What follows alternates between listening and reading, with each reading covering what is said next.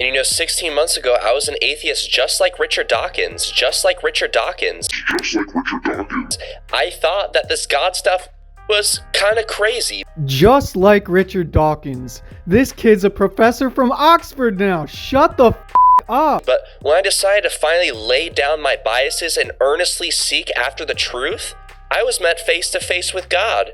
I would like you to stop trying to go viral in every single one of your clickbait videos and explain to me how you randomly came face to face with God. If you can do that and provide hard evidence, I'll convert to Christianity right now. And the truth is that it's not so much that I thought that a belief in God was unreasonable or lunacy. It was more that I did not like the idea of there being a God that was holding me accountable for my actions. For what it's worth, I don't think he's being sincere right here. This is something Christians tell other Christians that deconverted and became atheists. For example, when I became agnostic, one of my family members told me, "Oh yeah, we know why. It's just because you want to do bad stuff and get away with it." So Jaiden right here is making up what he thinks an atheist mindset is. He's trying to appeal to the evangelical Christian crowd. In reality, almost no atheists or agnostics say they didn't believe in God because they didn't want to be accountable for their actions. The vast majority say they are atheist or agnostic simply because they were not raised in a religious environment and see no evidence for religious claims. But it didn't change the fact that he's real. There could be a creator. I'm not a hardcore atheist. There definitely could be. But you must provide evidence for a creator and then for the specific creator you're claiming. Jaiden has done neither. And going back a little bit, I'm not surprised that I ended up finding God this way, because in the Bible, God promises that if you seek after him, you will find him. If you knock at the door, he will open it for you. I was a Christian from birth until around age 22. Not the wishy-washy kind. The kind that goes to different churches, youth groups, and events minimum 2 to 3 times per week. Tuesday night youth groups, Wednesday night church dinners, Friday night church at the grandparents, Saturday night church at the grandparents, Sunday church services at home. My whole life revolved around Jesus. I prayed to the point that it became a habit of extreme anxiety, where I would pray in my head even in the middle of conversations with other people. Every time something sad happened, every time I needed even the slightest bit of help, when I was getting bullied, when I was getting what they like to call mentally and emotionally abused nowadays. I'm not a snowflake either, so it embarrasses me to even use those terms, even though I know it shouldn't. I called on Jesus for everything and tried to worship him best a teenager and young adult could, while making some slip-ups along the way, of course, like everyone does.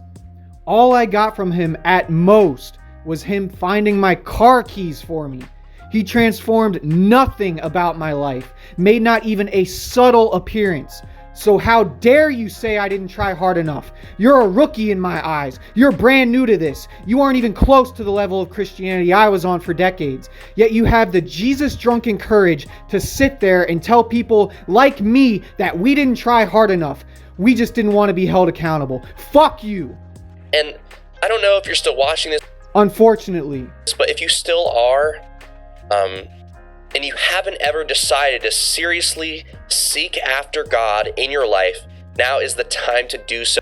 I am. I always have been. When I sought out the correct church to raise my family in, it led me to agnosticism. Right now, I've made this channel to try and find anyone with good evidence for their God, and to debunk absolute nonsense.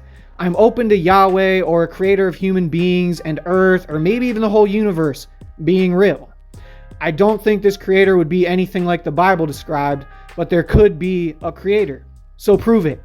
I'm 99.999% sure Jesus is not God. I've done far too much research and had way too much personal experience with that to believe in it. However, if you've got proof, show it. Show me something real, not a convoluted and mangled Bible verse that evangelicals regurgitate and read off pamphlets. Tell me something different. Like Rabbi David Wolpe. He has a theory about why suffering exists in this world that I've never heard from any religious person before. He was on Alex O'Connor's show, and Alex had never heard it either. He was surprised by it, and he even enjoyed it. So did I.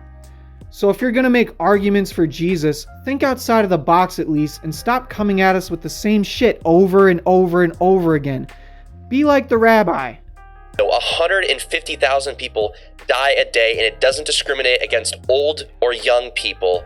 And if you have not yet entered a relationship with God and you die today, you would go to hell. You would. And it's very uncomfortable, but it's the truth. And I love you, and I want you to know that. You know absolutely nothing about any of your viewers except for your friends and family, so don't you throw around a word like love and degrade the entire meaning of it. That's the whole reason I make these videos, because I want to reach people like you who have never thought about God or placed your faith in God, and to seek after him and to save yourself from the lake of fire. Come to Jesus. Do it now, do it soon, because we don't know when he's coming back. It could be today, you could die tomorrow. Let him heal you, let him save you. Come to him, please. Please, please, please, please. Please, please, please.